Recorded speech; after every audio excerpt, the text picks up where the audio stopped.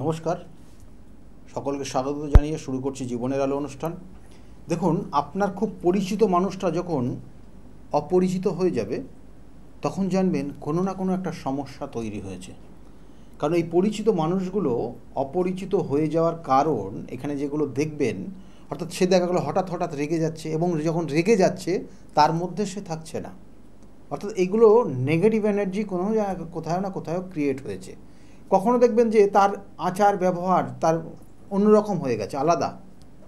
এবং এই যে জায়গা, এগুলো আমরা বলি যে বিভিন্ন ধরনের বিভিন্ন আত্মার অবস্থান রয়েছে এখানে। এবং এখানে বিশেষ করে আজকে যে আলোচনা করব এর মধ্যে সবথেকে যে ক্রিটিক্যাল সেটা হচ্ছে জিন নিয়ে আজকে।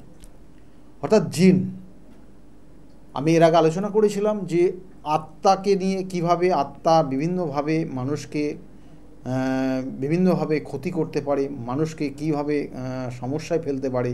এবং সেই আত্মার কারণ আত্মা তো বিলীন হয় না, আত্মা সবসময় রয়েছে, সে দেহটা ত্যাগ করে এবং তার বয়স অনুযায়ী সে দেহ ত্যাগ করবে এবং সেই অনুযায়ী সেই আত্মার কিন্তু কায়েম ক্ষমতা তার মধ্যে থাকবে। অর্থাৎ একটা আত্মা বা একটা দেহ যদি সেটা 30 বছর বা 32 বছরে চলে যায় তাহলে সেই আত্মার পাওয়ার অনেক অনেক গুণ বেশি থাকবে। তো যাই হোক, এবং এই আত্মা কিন্তু অবশ্যই বিলীন হয় না এবং সেই জন্য বিশেষ বিশেষ ক্ষেত্রে কিন্তু সেই আত্মার অবস্থান আপনি বুঝতে পারবেন। এবং যারা সাধারণত দেখবেন যে একটু রাশ হালকা রয়েছে তাদের ক্ষেত্রে কিন্তু এই আত্মা কিন্তু যে কোনো সময় তাদেরকে অ্যাটাক করতে পারে। এবং এই অ্যাটাক করা মানে তার মধ্যে চলে আসা এবং সঙ্গে তার মতো আচরণ করতে থাকা। এবং এই ধরনেরই ঠিক জিন, এই জিনের যদি দেখবেন যে জিন কিছু ভালো জিনও আছে এবং কিছু আছে খারাপ জিন। 3 ধরনের জিন হয় এবং ভালো হয়, খারাপ হয়, এবং কিছু জিন আছে তাদের নিজেকে পরিবর্তন করে সব সময়। তা এই যে 3 ধরনের জিন আমি অবশ্যই বলবো, এই জিনের কিন্তু অবস্থান রয়েছে, জিন কোথায় থাকে। কারণ জিনের আরবি যে ভাষা রয়েছে, আরবি শব্দ জিনের, সেটাকে বলা হচ্ছে গুপ্ত বা আস্তরণ বা কোনো আড়াল করা বা গোপন বা অদৃশ্য হয়ে থাকা। কিন্তু অদৃশ্য আছে কিন্তু আপনার সঙ্গেই থাকবে। জিন সবসময় জানবেন যে যাকে জিন ধরবে তার সঙ্গে সঙ্গে সে চলবে, সে কিন্তু তার সঙ্গে সঙ্গে খাবার সময়ও তার পাশে বসে থাকবে। কিন্তু অথচ আপনি বুঝতে পারবেন না, কিন্তু যাকে ধরবে সে বুঝতে পারবে। এবং কোনো কোনো সময় তাকে যদি কোনো খারাপ জিন ধরে তাহলে দেখবেন যে তাকে মাঝে মধ্যে তার পরিবর্তন হচ্ছে, অর্থাৎ তার কথাবার্তার পরিবর্তন হয়ে যাচ্ছে, তার আচার ব্যবহার পরিবর্তন হয়ে যাবে, সে রেগে যাবে, সাংঘাতিকভাবে রেগে যাবে। কখনো কখনো জিন কিন্তু আবার ওই অ্যাক্সিডেন্টের প্রবণতার মধ্যেও ফেলে দেয়, অর্থাৎ তার শরীরটাকে নষ্ট করে দিতে পারে। এরকম টেন্ডেন্সি কিন্তু তার মধ্যে কাজ করে। তা যাই হোক, এই জিনের অবস্থান কোথায় আছে, কোথায় কোথায় জিনগুলো থাকে আমরা একটু দেখে নিই যে জিন এরা বসবাস কোথায় করে। প্রথম অবস্থায় বলছে যে জিন সাধারণত দেখবেন যে যেখানে পশু অবস্থান করে, অর্থাৎ এখানে বিশেষ করে বলা হয় যে এই জিন যেহেতু তাদের প্রধান খাবার হচ্ছে জীবের হাড়, অর্থাৎ জীব, অর্থাৎ সে পশু হতে পারে, মানুষ হতে পারে, তাদের হাড় এদের প্রধান খাবার। আর তাদের বজ্র পদার্থ, সেই পদার্থ কিন্তু এদের খাবার। এই দুটো জিনিস এদের সবথেকে মেন খাবার। এবং সেই জন্য এরা, অর্থাৎ এই যে জীব, অর্থাৎ একটা মানুষকেও যদি সে জিনে ধরে তাহলে দেখবেন যে ওই মানুষটার সঙ্গে মানুষ যা খাচ্ছে এবং যেটা ফেলে দিচ্ছে খাবারের পরে, দেখা গেলো সে একটা মাংস খেলো এবং মাংস খাওয়ার পরে সে হাড়টা ফেলে দিল, কিন্তু সেই হাড়টা সে খাবে। এবং সে দেখা গেল যে তার বজ্র পদার্থ যা সে বার করবে এবং সেটা কিন্তু সে খাবে। তাহলে এই জায়গাগুলো কিন্তু দেখা যায়। তো সেই জন্য বলা হচ্ছে যে বাড়িতে যদি কোনো কারণে কোনো রকমের কোনো এই ধরনের হাড় বা এই ধরনের নোংরা বা এঁটো কাটা, সেই জন্য কোনোভাবে ছড়িয়ে রাখবেন না। যদি কোনো কারণে একবার জিনের সেই লোভ বা জিনের সেই যদি তার টেস্ট পেয়ে যায় তাহলে কিন্তু সে আপনার ওই এরিয়ার থেকে ছড়বে না এবং আপনাকে ওই জিনিসটা ওই টেন্ডেন্সির মধ্যে দিয়ে ফেলবে। এবং ধীরে ধীরে আপনি ওই ধরনের ভুল কাজটাই দেখবেন বেশি করছেন, দিনের পর দিন ওই ভুল কাজটা করবেন এবং কোনো ওই ভুল কাজ করার কারণে আপনার পরিবারের মধ্যে বিভিন্ন ধরনের দ্বন্দ্ব তৈরি হবে। দেখা যাচ্ছে যে কোনো কোনো ক্ষেত্রে আপনার পরিবারে কেউ না কেউ অসুস্থতায় ভুগবে, কখনো কখনো আপনার পরিবারের প্রত্যেকটা মেম্বারের মধ্যে বন্ডিং থাকবে না, আপনার পরিবারের কেউ না কেউ দেখা গেলো হঠাৎ করে তার কিন্তু বিভিন্ন ধরনের ক্ষয়ক্ষতির জায়গা নিয়ে আসবে। কখনো দেখা গেলো একটা ব্যবসা খুব ভালো হচ্ছে, কিন্তু ব্যবসাটা হঠাৎ করে ডাউনফল করে দিল, কারণ সে করিয়ে দেবে, জিন করিয়ে দেবে, তার কিছু অ্যাটিটিউড, তার কিছু কথাবার্তা এগুলোর পরিবর্তন করবে এবং সেটা আপনি বুঝতে পারবেন না, বা আপনাদের সেক্ষেত্রে বোঝারও ক্ষমতা নেই। দেখবেন যে যদি কুকুর থাকে বা এই ধরনের পশু যারা, এরা কিন্তু ভীষণভাবে, মানে কুকুর তো অবশ্যই, এদের ঘ্রাণ শক্তি কিন্তু ভীষণ, সেই জন্য আপনি হয়তো আপনার চোখে দেখতে পাচ্ছেন না, কিন্তু তারা কিন্তু দেখে সেই জিনিসটাকে তাড়ানোর জন্য বিভিন্ন ধরনের আওয়াজ করে, এবং এই যে কানেকশান, এটা আপনার ক্ষেত্রে সমস্যা তৈরি করতে পারে। এবং বিশেষ করে বলা হচ্ছে যে এদের যে অবস্থান রয়েছে, এরা থাকে কোথায় বলছে, সবসময় জানুন যে এরা সাধারণত থাকে নোংরা যত জায়গা রয়েছে, এক কথায় বললে নোংরা আবর্জনাতেই এরা অবস্থান করে। এবং সেই জন্য বলা হচ্ছে কোনো ড্রেন, নর্দমা এইসব জায়গায় থাকবে, পশুর ঘরে যে পশু রাখছেন সেখানে থাকবে, নোংরা জলাশয়ে কিন্তু এরা অবস্থান করে, কোনো দেখালো খুব পুরনো একটা বাড়ি, সেখানে হয়তো কেউ এই মুহূর্তে নেই, কিন্তু সেখানে অবস্থান করবে একা একা, সেই সব গৃহে কখনো যাবেন না বা সেই বিল্ডিংয়ে যাবেন না। দেখবেন যে কোনো পুরনো একটা গাছ, অনেক দিনের পুরনো গাছ, সেই গাছের নিচে কখনো যাবেন না, কারণ এরা কিন্তু সেখানে গিয়ে অবস্থান করে। তারপর দেখা গেল ভীষণ, যেমন বট গাছ, বট গাছের নিচে যদি সেটা জঙ্গলময় জায়গায় হয়, লোকালয় থেকে যদি আলাদা হয়, তাহলে সেখানে কিন্তু তারা অবস্থান করবে এবং খুব কেয়ারফুলি সেখানে কিন্তু সতর্কতার সঙ্গে যাবেন। এবং এর সঙ্গে সঙ্গে বলছে কোনো ধ্বংসস্তূপ, দেখা গেলো যে হঠাৎ করে কোনো রকমের দুর্যোগ এসেছিল এবং সেখানে দেখা গেলো প্রচুর প্রাণী মারা গেছে, তাহলে সেই সব জায়গায় কিন্তু জিন অবস্থান করবে। এই যে ট্রেন অ্যাক্সিডেন্ট হয় বা এই ধরনের কোনো জায়গাটা দেখা গেলো হঠাৎ করে ধস নেবে, ভস্মীভূত হয়ে গেল, বা কোনো দেখা গেলো যে কোনো ক্ষেত্রে দেখা গেলো যে আগুনে ভস্মীভূত হয়ে গেল, বা ধস নেবে গেল, কোথাও দেখা গেলো যে ভূমিকম্পের ক্ষয়ক্ষতি হয়ে গেল, এই সব জায়গাগুলো কিন্তু জিনের অবস্থান থাকবে, কারণ এখানে কিন্তু আত্মার অবস্থান তো অবশ্যই রয়েছে। সেই জন্য এই সব জায়গায় কিন্তু যাওয়ার ক্ষেত্রে খুব সতর্ক থাকবেন এবং শিশুদেরকে অবশ্যই ওখানে নিয়ে যাবেন না, কারণ যারা গর্ভবতী মায়েরা তারা কিন্তু অবশ্যই কোনো নর্দমার বা কোনো হাইড্রেনের সামনে যাবেন না। কোনো দেখা গেলো যে বড় একটা ব্রিজ রয়েছে, সেখানে খোলা জায়গা, সেখান দিয়ে পার হবেন না, বিশেষ করে রাত্রেবেলা বা দুপুরবেলা। দেখা গেলো একটা ব্রিজ রয়েছে, ব্রিজ দিয়ে আপনি বাইক করে পার হবেন না, সেক্ষেত্রে কিন্তু তারা সুযোগ পেলে আপনাকে কিন্তু অ্যারেস্ট করবে, মানে সুযোগ পেলে আপনাকে ক্ষতি করার চেষ্টা করবে, এবং বিশেষ করে গর্ভজাত সন্তানটা। এবং এর সঙ্গে সঙ্গে বলবো যে এরা সাধারণত সামুদ্রিক দ্বীপে অবস্থান করে, এবং কোনো কোনো সময় অবশ্যই সেক্ষেত্রে যেটা বলবো যে নোংরা আবর্জনার মধ্যে এরিয়াটাই পুরো নোংরা, সেই সব জায়গায় থাকবে এরা। আর কোথায় থাকে? শ্মশানে তো অবশ্যই রয়েছে, শ্মশান, কবরস্থান, এসব জায়গায় কিন্তু অবশ্যই এখানে ওরা অবস্থান করে। জিন একটা মানুষের সঙ্গে, মানুষ সে যা করবে সে সেটাই করবে। দেখা গেলো একজন স্নান করতে ঢুকেছে, সে গিয়েও কিন্তু সে স্নান করবে, সে খাওয়া আরম্ভ করেছে, তার পাশে বসে সেও খাবে। যাকে এই জিন অ্যারেস্ট করেছে, যাকে এই জিন ধরেছে, সেই একমাত্র বুঝতে পারবে যে ও সঙ্গে রয়েছে, এমনকি শয়ন করবে আপনার সঙ্গে। এতটাই কিন্তু ডেঞ্জার এই জিন। এবং যারা খারাপ হয় তারা খারাপটাই করে, যারা ভালো হয়, ভালো জিন, তাহলে আপনাকে কিন্তু প্রতিষ্ঠাও করে দেবে জিন। তাহলে আপনার ক্ষেত্রে কোন জিন, এবং এরা কিন্তু বিশেষ করে প্রতিষ্ঠা করলেও একটা জিনিস জানবেন, ওরা যদি সুযোগ পায় আপনাকে অবশ্যই ক্ষতি করে দেবে। তাহলে সেক্ষেত্রে কিন্তু আপনারা অবশ্যই সতর্ক হবেন। এবং এরা যেমন কিছু কিছু নির্দিষ্ট জায়গা বিশেষ এরা অবস্থান করে, এবং এদের ক্ষেত্রে বলা হচ্ছে যে এই জিন যাদেরকে ধরেছে তাদের ক্ষেত্রে আমি যেমন বললাম যে অ্যাটিটিউড পরিবর্তন হয়, কথাবার্তার ব্যবহার পরিবর্তন হয়ে যায়, কারণ এদের ক্ষেত্রে কিছু ভাষা পরিবর্তন হয়ে যায়, কখনো কখনো ভাষাভঙ্গি পরিবর্তন হয়, এবং দেখবেন যে আশ্চর্যজনকভাবে এদের আচরণ কিছু কিছু বহিঃপ্রকাশ পায় খুবই খারাপ, এবং দেখবেন এরা অল্পতেই ভীষণভাবে রেগে যায়, এবং এরা সব সময় দেখবেন যে একটা উদ্দেশ্য নিয়ে বেরোচ্ছে, কিন্তু সেই উদ্দেশ্যটা সে কমপ্লিট না করে অন্য উদ্দেশ্যে সে কিন্তু ঘুরে ঘুরে বেড়াচ্ছে, কিন্তু তাদের নির্দিষ্ট লক্ষ্য থাকে না। চীনে যারা ধরে যাদেরকে, তাদের জানবেন যে এদের নির্দিষ্ট লক্ষ্য, এরা লক্ষ্যভ্রষ্ট হয়ে যায় এবং মানে সেই টোটো করে ঘুরেই বেড়ায়। দেখা গেলো একটা উদ্দেশ্য নিয়ে বাড়ির থেকে বেরোলো, সেটা তো করলোই না, অন্য উদ্দেশ্যে অন্য বন্ধুর সঙ্গে গিয়ে মিশে সেখানে কিন্তু সময় নষ্ট করে তারা চলে আসে। তাহলে এই সমস্যাগুলো কিন্তু এরা তৈরি করে।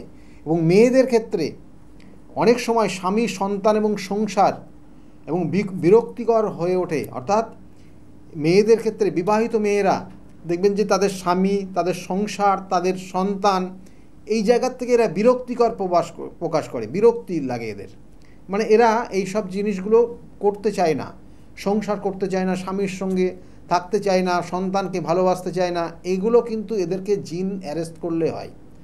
জিনে এদের কখনো কখনো এদের প্রভাব করে এবং এরা সবসময় ঘুরে ঘুরে বেড়াতে পছন্দ করে।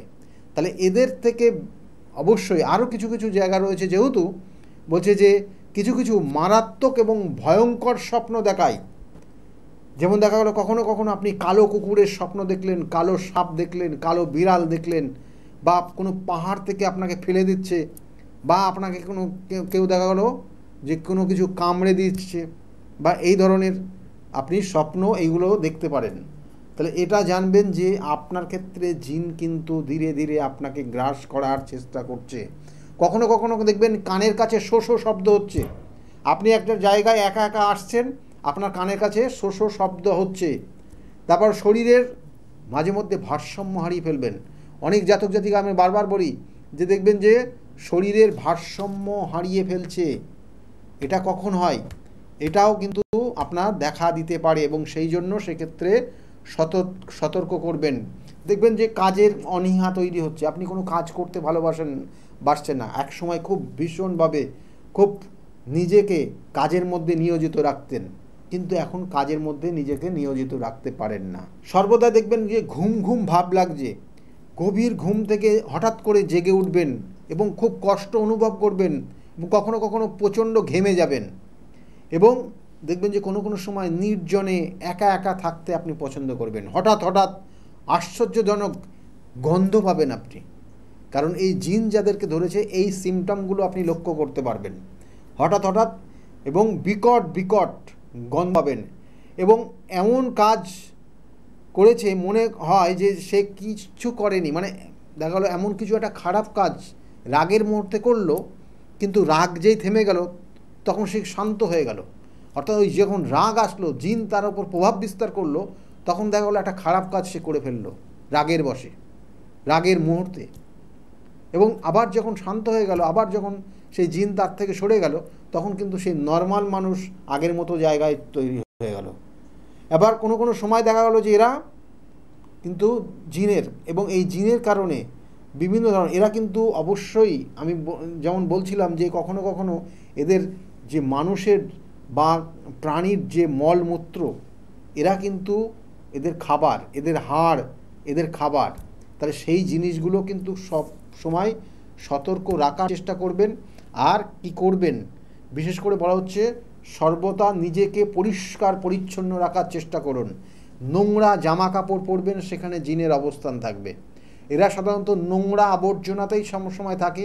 তাহলে একটা জাতক জাতিকা সে দেখা গেলো যে সেই একটা শার্ট সে দেখা গেলো অনেক দিন ধরে পরছে, এবং সেটা অনেকটা নোংরা বিশেষ করে, এবং সেটা সঠিকভাবে ধোয়া পরিষ্কার করা এটা কিন্তু করতে হবে। না হলে দেখবেন যে আস্তে আস্তে আপনার মধ্যে এই নেগেটিভ এনার্জি, এই জিনের অবস্থান চলে আসবে।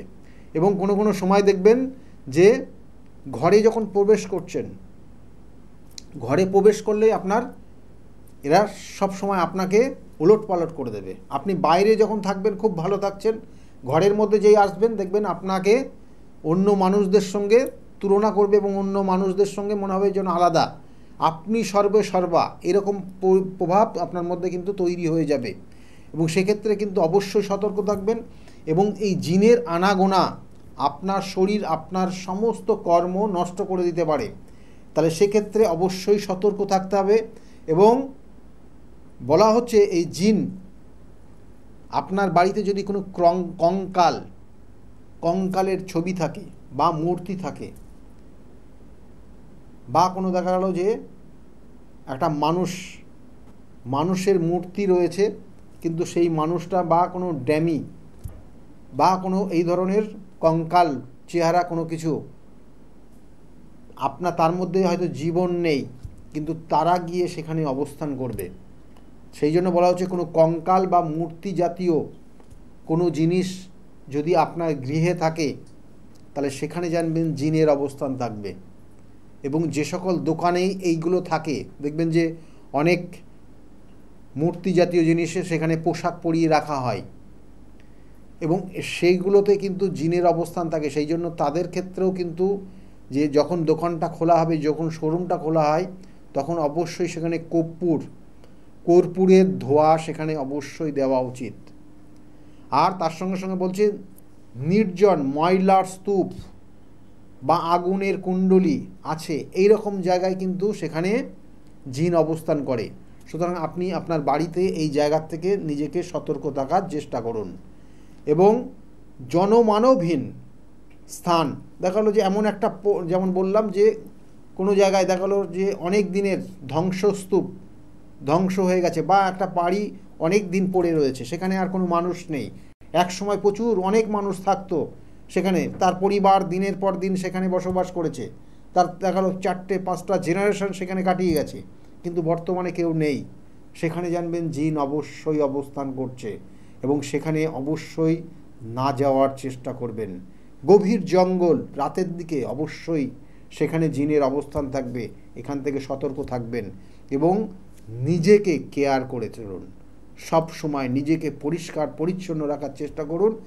আর যাদের ক্ষেত্রে জিন অলরেডি অ্যারেস্ট করেছে তাদের জন্য কিন্তু বলবো সঠিক প্রতিকার, সঠিক প্রতিবিধান অবশ্যই, এবং সঠিক ক্রিয়ার মাধ্যমে আপনি কিন্তু সেখান থেকে বেরিয়ে আসতে পারবেন। কারণ আপনার ক্ষেত্রে যে সমস্যাটা তৈরি হয়ে গেছে, দেখবেন যে জিনের জন্য আপনি কিছু করতে পারছেন না।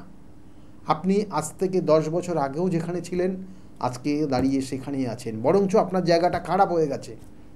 আপনার সম্পর্কগুলো সব নষ্ট করে ফেলেছে, আপনার সন্তানের থেকে আপনাকে ডিটাচ করে দিচ্ছে, আপনার পরিবার থেকে আপনাকে ডিটাচ করে দিচ্ছে, আপনার হঠাৎ আপনি রেগে যাচ্ছেন, এগুলো জিনের কারণেই হচ্ছে। এবং সেই জন্য বলা হয় যে আপনার বাড়িতে কোনো রকমের নোংরা আবর্জনা রাত্রে খাবার পরে বাসনটাও পরিষ্কার করে ধুয়ে রাখুন, না হলে আপনার পরিবারেও কিন্তু এই জিনের অবস্থান করবে এবং দিনের পর দিন আপনাকে সমস্যা তৈরি করে দেবে।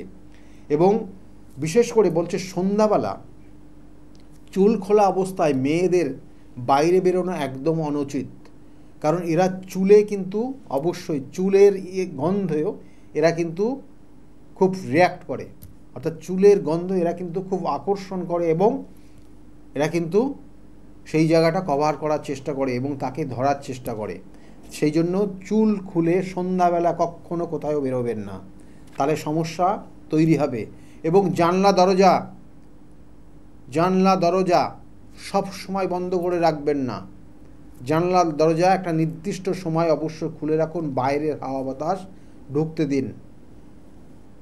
ওই গুপ্ত জায়গায়, অন্ধকার জায়গায় এরা কিন্তু বিরাজ করে, দেখবেন যে আপনাকে এমনভাবে তৈরি করবে আপনি জানলা দরজা খুলতেই চাইবেন না, ওই অন্ধকার ঘরের মধ্যে আপনি থাকতে পছন্দ করছেন। তার মানে এইগুলো আপনাকে অ্যাটাক করেছে বলেই দিনের পর দিন এই সমস্যাগুলোর মধ্যে দিয়ে যাচ্ছেন। আলটিমেটলি আপনি জীবনে কোনো সাকসেস পাচ্ছেন না। তারা যেভাবে পরিচালনা করছে আপনি সেইভাবে তার আন্ডারে চলে গেছেন। মানুষকে আর বিশ্বাস করতে পারছেন না, মানুষের সঙ্গ দিতে পারছেন না, সম্পর্কটা নষ্ট করে ফেলেছেন। জীবনের যে লক্ষ্য ছিল, লক্ষ্য ভ্রষ্ট হয়ে গেছে, আপনি আর সাকসেসের জায়গায় আসতে পারছেন না। এবং সেক্ষেত্রে বলবো যে কোনো জাতক জাতিকা দেখা গেল বিবাহই করতে চায় না, এই ধরনের সমস্যায় পড়লে এরা বিবাহ করতেই চায় না, বা কখনো কখনো বিয়ের ক্ষেত্রে বারংবার বাধা তৈরি হয়।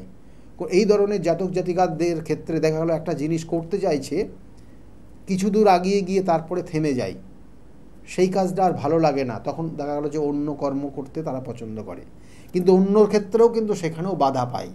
তাহলে এদের জীবনটা এইভাবে চলে। কখনো কখনো শারীরিক অসুস্থতা হলে পারে এরা ভীষণ ভীষণ কষ্ট পায়, কিন্তু আবার কিন্তু এই জিনেই কিন্তু আবার তাদেরকে সুস্থ করে দেয়। তাহলে এই জায়গাগুলো তৈরি হয়। আবার এইগুলোর জন্য প্রতিকার প্রতিবিধান, যেমন আগামী যে অমাবস্যার তিথি রয়েছে, এই অমাবস্যার তিথি কিন্তু কঠিন থেকে কঠিনতম সমস্যার সমাধান করা যায়। আমি বারবার বলি, নির্দিষ্ট তিথি নক্ষত্র দেখে যদি সঠিকভাবে প্রতিকার প্রতিবিধান দেয়া যায়, তাহলে যত রকমের সমস্যায় হোক না কেন তার সঠিক সমাধান যদি দেওয়া যায়, সঠিক প্রতিকার যদি দেওয়া যায়, তাহলে সেখান থেকে কিন্তু আপনি অবশ্যই বেরিয়ে আসবেন। আর আমার চেম্বারগুলো একটু বলে দিই, যারা মনে করছেন আমার সঙ্গে যোগাযোগ করবেন। আমার চেম্বারগুলো রয়েছে প্রত্যেক রবিবার দিন কাঁচরাপাড়া চেম্বার আছে, দুপুরবেলা রবিবার দুপুর 2টো থেকে 6টা পর্যন্ত চেম্বার রয়েছে। প্রত্যেক সোমবার কিন্তু ব্যারাকপুরে চেম্বার রয়েছে 12টা থেকে 4টে পর্যন্ত, এবং ওই সোমবারে 5টা থেকে 8টা পর্যন্ত শ্রীরামপুর চেম্বার রয়েছে। এবং মঙ্গলবার দিন কালীঘাট লেক মলের পিছনে চেম্বার রয়েছে 5:30, অর্থাৎ এখানেও কিন্তু সন্ধ্যাবেলা চেম্বার পাবেন। ফোন করবেন, অবশ্যই আপনাকে গাইড করবে।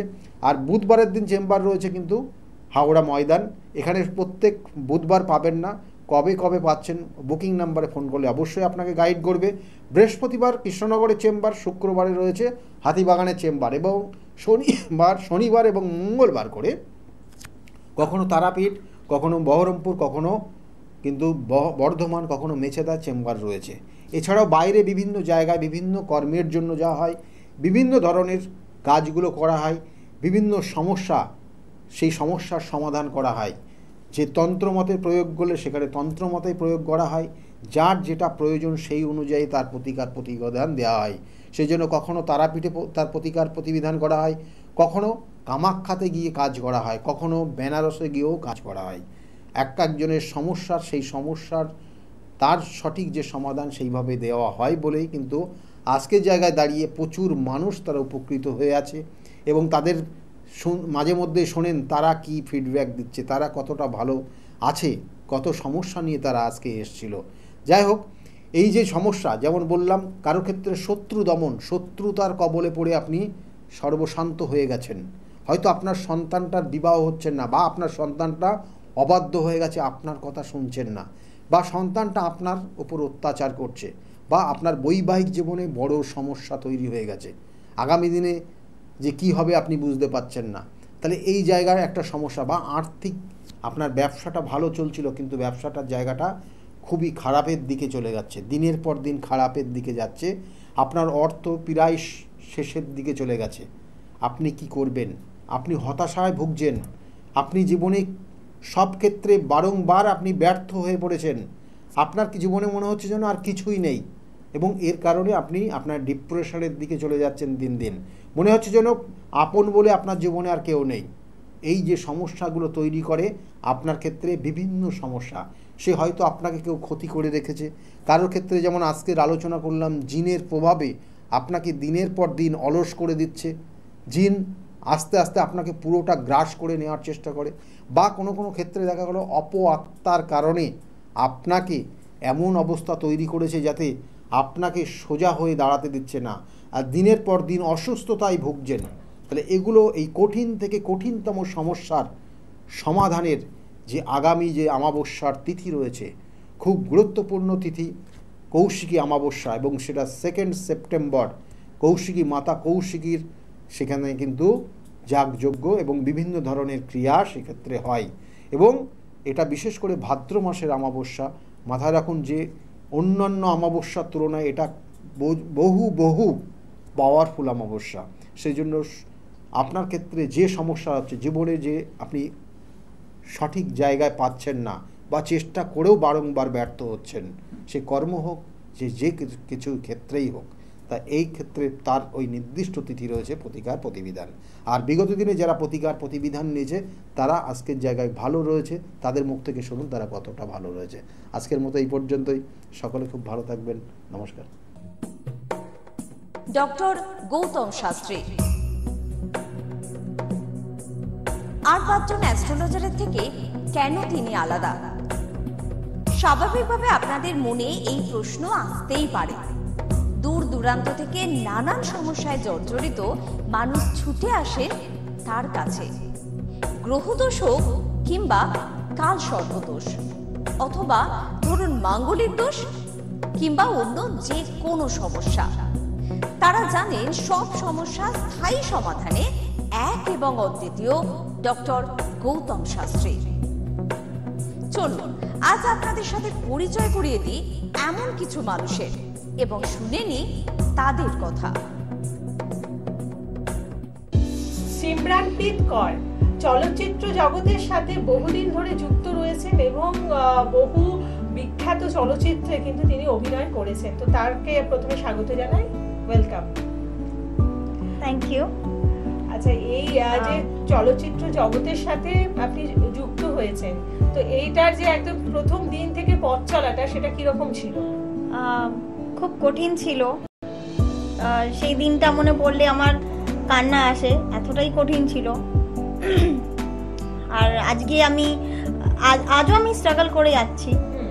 তো যখন খুব খারাপ সময় ছিল তখন গৌতম আঙ্কেল আমাকে খুব সাপোর্ট করেছে, আমার সব প্রবলেমসগুলো খুব সাপোর্ট করেছে এবং আমাকে খুব গাইড করেছিল যে তুমি ঠিক করে চলো বা কিছু, এইসব খাওয়া দাওয়া থেকে শুরু করে সব কিছু। আর আমাকে খুব ভালোবাসে আঙ্কেল।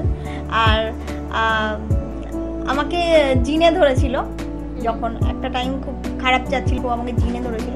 আমি এসব বিশ্বাস করতাম কি জিনে ধরেছিল বা কিছু। যখন একদিন আমার মা আমাকে বললো যে ভালো একজন জ্যোতিষী আছে, তুই একটু দেখা। আমি বললাম এইসব বিশ্বাস করি না আমি। তারপরে একদিন গেলাম, আমি অত অফিসের বাইরে ছিলাম, ওনার চেম্বারের বাইরে ছিলাম। আমাকে যখন ডাকলে, যখন আমি কথা বলি, তখনই আমার বুঝতে পারি যে আমাকে মানে সত্যি ইনি কোনো ফ্রড নয়, ইনি সত্যি অনেক ভালো করে ধরেছিল। এটার প্রবলেমটা কি হচ্ছে? রাতে আমাকে ঘুমাতে দিত না জিনটা। আচ্ছা, রাতে আমাকে ঘুমাতে দিত না এবং কানে ফু দিয়ে চলে যেত, এরকম মানে খুব ভয় দেখাতো আমাকে। যখন বেসিনের সামনে যখন আমি মুখ ধুতাম বা চোখ বন্ধ করতাম, মনে হচ্ছিল পিছনে কেউ দাঁড়িয়ে আছে, এরকম অনেক আমি ভয় পেয়েছি। আর রাত্রে একদম ঘুমাতে পারতাম না। তারপরে উনি আমাকে অনেক কিছু গাইড করে, সেই অনুযায়ী যেই জিনিসপত্রগুলো দেয় আমি ইউজ করি। আস্তে আস্তে উনি আমার বাড়িতেও আসে, আর বাড়িটাকে দেখে তারপরে অনেক পুজোটা যেরকম পুজো করা যেগুলো, সেগুলো করে ঠোরে, মানে যেমনি ওনার যত সাধ্য মতন উনি আমাকে হেল্প করেছে। আর আজকে আমি ওর থেকে মুক্তি পেয়েছি। আর আজকে এখন আমি রাত্রে ঘুমাতে পারি, আমার কোনো প্রবলেম হয় না।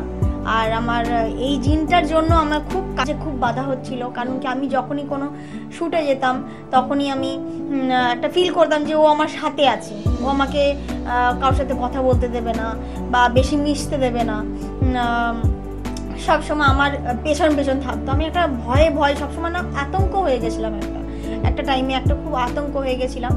আর আজকে আমাকে এই জিনটা থেকে আমাকে মুক্তি করেছে একমাত্র আঙ্কেলের জন্য আজকে আমি ঘুমাতে পারছি।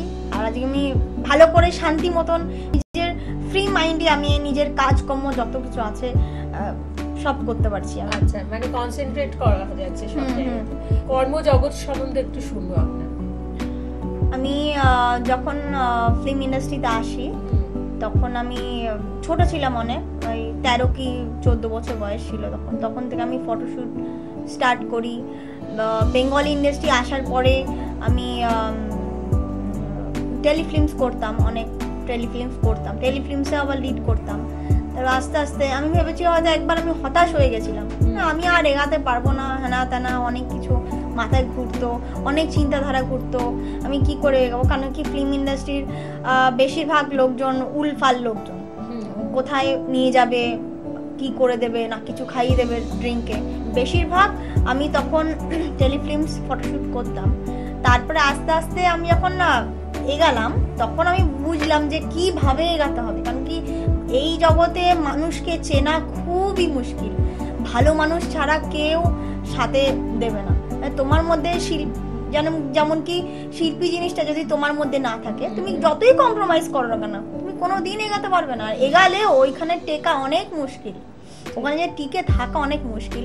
অনেক অনেক লোকজনের পাল্লা আমি পড়েছিলাম, আর সেখান থেকে মানে অনেক স্ট্রাগল করেছি। তখন থেকে বেরিয়ে আসা, তারপরে আবার সেই অনেক প্রবলেমে পড়া, আবার সেখান থেকে বেরিয়ে আসা, এরকম করতে করতে একদিন আমি হতাশ হয়ে গেছিলাম। তখন ভেবেছিলাম যে ধুর, আমি আর অ্যাক্টিং করবো না, আমার ভাল লাগছে না, আমার খুব অসুবিধা হয়ে গেছিল। তখন আমি মাকে বলছিলাম, মানে ডিপ্রেসড হয়ে গেছিলাম। তখন আমি ছোট, মানে যেমন কি 14 বছর ধরে যখন স্টার্ট করি, তখন থেকে টেলিফিল্মস ফটোশুট করতে করতে করতে করতে যখন আমি কম্প্রোমাইজ, তো আমি প্রথম তো কম্প্রোমাইজ মানেই আনতাম না। কম্প্রোমাইজ মানে কি ভাই, এটা কি হয়? কোনো ডাইরেক্টর আমাকে বললো কম্প্রোমাইজ করতে হবে, মানে কম্প্রোমাইজ মানে কি? তখন আমি বুঝলাম যে আস্তে আস্তে যখন আমাকে বোঝালো, তখন আমি বুঝলাম যে না ঠিক আছে। তখন একজন ডাইরেক্টর ছিল, উনি আমাকে গাইড করছিল। তো তারপরে আস্তে আস্তে আমি বুঝলাম ব্যাপারটা কি আসলে। তারপরে আমি টেলিফিল্ম ছেড়ে দিলাম। তখন একটা আসামি মুভিতে চান্স পেয়েছিলাম সেকেন্ড লিডে। তখন আমি ওখানে আসামে চলে গেলাম, শুট ছিল আমার অনেক দিন। তারপর ওখান থেকে আসার পর তার আবার ডিপ্রেশনে যাওয়া, মানে যে কাজ পাচ্ছি না, আমি কেন কাজ পাচ্ছি না। মানে তখন একটা না, মানুষ যত ছোট ছোট কাজ করবে, যখন ছোট কাজ করতে করতে হ্যাবিট হয়ে যাবে, মানে যখন একটা ঝট করে ছোট কাজ করতে করতে যখন একটা বড় কাজ করবে, তখন হঠাৎ করে মনে হবে কি আর আমি ছোট কাজ করবো না, এরকম টাইপের আমার থিঙ্কিং হয়ে গেছিল। আর তখন বড় কাজের জন্য আমি মানে স্ট্রাগল করতে করতে করতে করতে এখানে অডিশন ওখানে অডিশন, মানে হতাশ হয়ে গেছিলাম যে সব জায়গা থেকে যখন নাই পাচ্ছি আমি আর কি করব। তখন আমি আস্তে আস্তে একটা বেঙ্গলি মুভিতে চান্স পেলাম, ওখানে লিডের কাজ করেছিলাম, সিঙ্গার অ্যাজ আ রোল করেছিলাম। ওটা আমাদের কলকাতায় বাসুশ্রী হলে রিলিজ হয়েছিল। তা ওইখানে এখন একটু ভালো আছি। আর তারপরে আমি আবার জগতেও আগের থেকে এখন সম্ভাবনাগুলো অনেকটা বেড়ে গেছে। যখন উনি 2018-এ ওনার যখন আমার দেখা হয়েছে আঙ্কেলের সাথে, তখন আমি প্রথমে যেরকম আমি আপনাকে বললাম যে আমার মা আমাকে নিয়ে গেছিল, তখন দেখলাম যে আমি এইসব বিশ্বাস করতাম না। তখন যেহেতু জিনটা ছিল আমার সাথে, সেহেতু আমি তো বুঝতে পারছি না কি করব না করব। ও তো আমাকে জীবনে দাঁড়াতে দিচ্ছে না, না পড়াশোনার দিক দিয়ে আমি আগে বাড়তে পারছি, না ক্যারিয়ারের দিক দিয়ে আগে বাড়তে পারছি, না কিচ্ছু হচ্ছে না। আমি কি যে করি, আমি খুব ডিপ্রেশনে একবারে চলে গেলাম। তো টানা 8 মাস আমি মানে এরকম থাকার পরে 2017-এ খুব ভুগেছি। তারপর 2018-এর শেষের মধ্যে আমার যখন আঙ্কেলের সাথে আমার দেখা হয়, তখন আমার আঙ্কেল আমাকে অনেক কিছু দেয় ব্যবহার করার জন্য, অনেক কিছু আমাদের বাড়িতেও আসে সেগুলো করার জন্য। আস্তে আস্তে আমি তারপরে ঠিক হয়ে যায়, আস্তে আস্তে। তারপরে আমার এখন পড়াশোনা ভালো হচ্ছে, ক্যারিয়ারের দিকেও ভালো আছি, যত সম্ভব না আঙ্কেলের জন্যই আছি। আজকে সেটাই আমি ভাবি যে আমি কোথা থেকে কোথায় চলে আসলাম। আচ্ছা, এই যে আঙ্কেলের কাছে মানে ডক্টর গৌতম শাস্ত্রীর কাছে আপনি যে আসলেন, তো এই আমাদের অ্যাস্ট্রোলজির জগতের উপরে কি বিশ্বাসটা মানে বিলিফটা আগেই ছিল, নাকি ওনার প্রোগ্রামগুলো দেখে এটার প্রতি একটা আগ্রহ জন্মালো? কিভাবে আসলেন? না, আগে আমার কোনোদিন আমি অ্যাস্ট্রোলজির ব্যাপারটা আমি কোনোদিন ট্রাস্ট করিনি, যে কোনো কিছু জ্যোতিষী এইসব হয়, এগুলো সব ফকির জ্যোতিষী এইসব সব ফালতু ফ্রড এইসব এরকম ভাবতাম আমি। তো তারপরে যখন এনার সাথে যখন আমি দেখা করি, তখন যখন কথা বলি মানে ফেস টু ফেস, আমি তো মনে মনে গালাগালি করছিলাম যে তোর কথা আসলাম, কার সাথে আমাকে নিয়ে আসলো, কার কাছে আমার কাছে নিয়ে আসলো মা। তারপর আমি আসতে যখন কথা বলি ফেস টু ফেস, তখন আমি বুঝতে পারি মানে আপনি বলে দিচ্ছে আমি কোথায় থাকি, কি করি, আমার নাম কি, মানে সব কিছু বলে দিচ্ছে আস্তে আস্তে। তখন আমি বিশ্বাস করি যে না, ইনি ফ্রড নয়। তখন এনার সাথে ভালো এখন তো আঙ্কেলের সাথে আমার খুব ভালো সম্পর্ক রিলেশন হয়ে গেছে। তো আমাদের এখন এই মুহূর্তে কিন্তু আমরা আরেকজন অতিথিকে পেয়েছি, তিনি হলেন সিমরানের মা। দিদি, আপনার নামটা বলুন। শিবানী রায়। শিবানী রায়। তো আচ্ছা, প্রথমে আমি জানতে চাইবো আপনি কি কর্মের সাথে যুক্ত ছিলেন? আমি আগে আকাশবাণীতে স্ক্রিপ্ট লিখতাম, স্ক্রিপ্ট লিখে বলতাম। আর সেটা কত বছর আগে? তা আমার বিয়ের আগে আর কি। আচ্ছা, এই 90-91 এরকম হবে। আচ্ছা, ডক্টর গৌতম শাস্ত্রীর কাছে আপনি কত সালে আসলেন, মানে কি করে জানলেন বা কিভাবে আসলেন? গতবার আমি এই চ্যানেলে অনুষ্ঠান দেখে আচ্ছা, তারপরে এলাম। গতবার বলতে মানে লাস্ট ইয়ার? হ্যাঁ হ্যাঁ, আচ্ছা, 2018 জুলাই মাসে আমার সাথে আমার মানে কথাবার্তা হয়েছে। আচ্ছা, আপনি কার সাথে এসেছেন? একাই এসেছেন? একাই। আচ্ছা, যোগাযোগ করে তারপরে যেহেতু উনি ব্যারাকপুরে বসেন, আমার ব্যারাকপুরেই কাছেই বাড়ি, যেখানে বসেন তাতে আমাদের বাড়ি থেকে বেশি দূর না, তো আমি যোগাযোগ করলাম, ও বললো আপনি চলে আসুন। তারপরে আমি আর আমার মেয়ে গিয়ে ওনার সাথে কথাবার্তা বলে আমাদের প্রবলেমগুলো যাতে সলভ করা যায় সেইভাবে কথা বললাম। উনিও সেইভাবে আমাদের মানে সলভ করার মতন যা যা দরকার সেগুলো বলে দিলেন। আমরা সেই মতন চললাম এবং আমাদের কাজও হয়েছে। মানে আপনার প্রবলেমটা কি ছিল, মানে কিসের উপরে, মানে কি ভিত্তিক ছিল? মানে আমার মেয়ে পড়াশোনা করতে চাইতো না, কিন্তু ওর ব্রেন শার্প, এটা আমরা বুঝতে পারতাম, কিন্তু পড়াশোনার মনোযোগ নেই, কোনো কাজে ইয়ে নেই। এটা তো আপনার মেয়ের প্রবলেম? হ্যাঁ, মেয়ের প্রবলেম। আমার প্রবলেম হচ্ছে কি, আমার শরীরও ভালো যেত না। তারপরে হচ্ছে আমি চাইতাম যে আমার মানে যেহেতু আমি অনেক দিন আগে এমএটা কমপ্লিট করেছিলাম, তা আমার ইচ্ছা ছিল যে আমি একটা সার্ভিস করবো। হলো না, ঠিক আছে, কিন্তু আমি ভাবতাম যে তাহলে আমার একটা স্কুল তো আমি করতে পারি, হ্যাঁ, নিজস্ব। আচ্ছা, হ্যাঁ, তাহলে সেইভাবে আমি মানে কিছুতে কিছু পেরে উঠতে পারছিলাম না, কিভাবে কি করবো সেটা আমি সলভ করতে পারছিলাম না। এখন আমার মনে হচ্ছে এটা আমি এগোতে পারবেন। হ্যাঁ, মানে তখন দিশেহারা লাগবে। হ্যাঁ, দিশেহারা হয়েছে আর কি করবেন, দুটোর সাথে যোগাযোগটা মানে সংযুক্ত করতে পারছিলেন না। আচ্ছা, তো এখন আপনার মানে স্কুল যে করবেন তার পরিকল্পনা সব এখন আপনার মাথায় আর ওরকম মনে হয় না যে আমি পারবো কি পারবো না, এটা মনে হচ্ছে না। আমার মনে হচ্ছে যে আমি দিনকে দিন আমার মনে হচ্ছে যে কনফিডেন্সটা বেড়ে যাচ্ছে, আমার মনে হচ্ছে যে এগিয়ে আসছে, মানে এটা সলভ হয়ে যাবে। আচ্ছা, তো স্কুল খুলবেন, এটা তো একটা মানে বিশাল কথা, মানে ভীষণ বড় একটা প্রজেক্ট বলবো। তো মানে প্রথম স্টেপে আপনার যে এত বড় একটা পরিকল্পনা নেওয়া, এটা তো আমার মনে হয় মানে আমরা করতে গেলে আমাদেরও ভয় লাগতো, আপনার লাগছে না?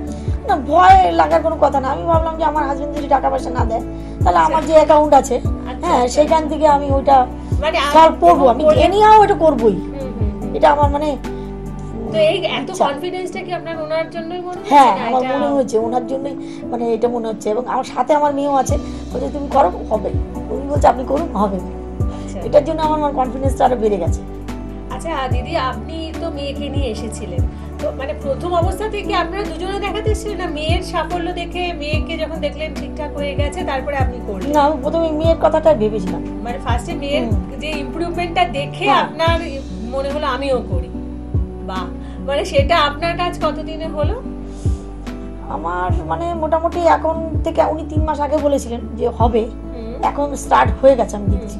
তখন আমার মনে হতো কি ধর এ মনে হবে না, যতই হচ্ছে কোনো তো মানে দেখছি না, আমি দেখছি যে না, যে সেই গ্যাপগুলো কমে যাচ্ছে।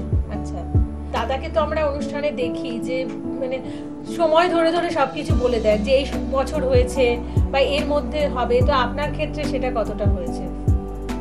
আমার ক্ষেত্রে বললাম না 3 মাস ওই সময়টা বলে দিয়েছিলেন যে 3 মাসের মধ্যে হবে, এখন শুরু হয়ে গেছে। বাহ। আচ্ছা, এবার মানে একদম আমাদের অনুষ্ঠান যেহেতু একবারে শেষের দিকে এসে, আপনি বলুন মানে যারা আজকের অনুষ্ঠান দেখছেন তাদেরকে কি বলবেন? আপনার মতো হয়তো প্রবলেম আছে বা আপনার থেকে আরো বেশি প্রবলেমে তারা ভুগছেন, তাদের বলবো সলভ করার জন্য আপনাদের একবার চেম্বারে আসতে হবে।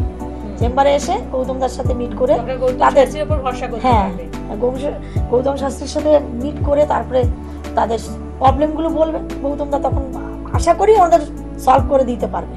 তাহলে আর দেরি কেন, চটপট ফোন করুন 9836410969 অথবা 8335805241 এই নাম্বারে।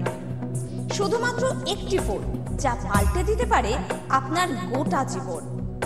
জ্যোতিষবিদ, বাস্তুবিদ, হস্তরেখা বিশারদ ও gold medallist doctor Gautam Shastri, এক এবং অদ্বিতীয়।